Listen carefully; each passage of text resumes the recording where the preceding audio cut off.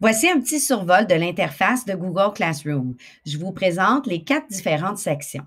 La première section est le flux d'actualité. C'est notre page d'accueil.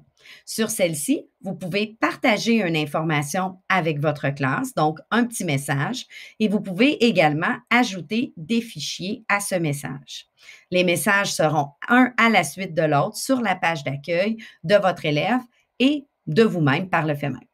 La deuxième section s'appelle Travaux et devoirs. Elle vous permet de créer un devoir auquel vous pourrez ajouter une date limite, un nombre de points, par exemple, et même une grille de correction.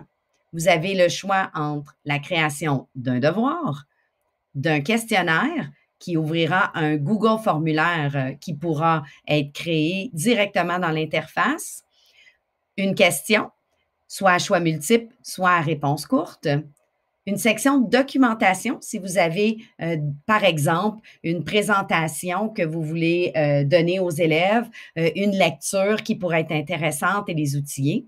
Vous avez également la possibilité de réutiliser, par exemple, une question, un devoir ou toute autre création qui vient d'un autre groupe. Donc, des fois, on a attitré un devoir à notre groupe 31, mais on aimerait aussi le donner à notre groupe 32. On n'a pas besoin de tout réécrire. On peut réutiliser notre publication. Finalement, la section thème vous permet de classer vos différents devoirs, travaux, documentation par thème, ce qui aide beaucoup l'élève à s'y retrouver. La prochaine section, la section personne, vous indique qui est l'enseignant du cours. Vous pouvez être plus qu'un enseignant et vous entraider et collaborer. On ajouterait alors un enseignant en utilisant le petit bonhomme avec un plus. Et nous aurons ici notre liste d'élèves.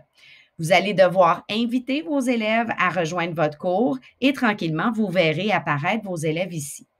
Le petit menu Action va vous permettre de sélectionner vos élèves et, par exemple, de leur envoyer un courriel ou même de les retirer du cours. La dernière section, Notes, est tout simplement un carnet de notes. Je n'ai pas corrigé de travaux, c'est pour ça que je n'ai rien pour l'instant.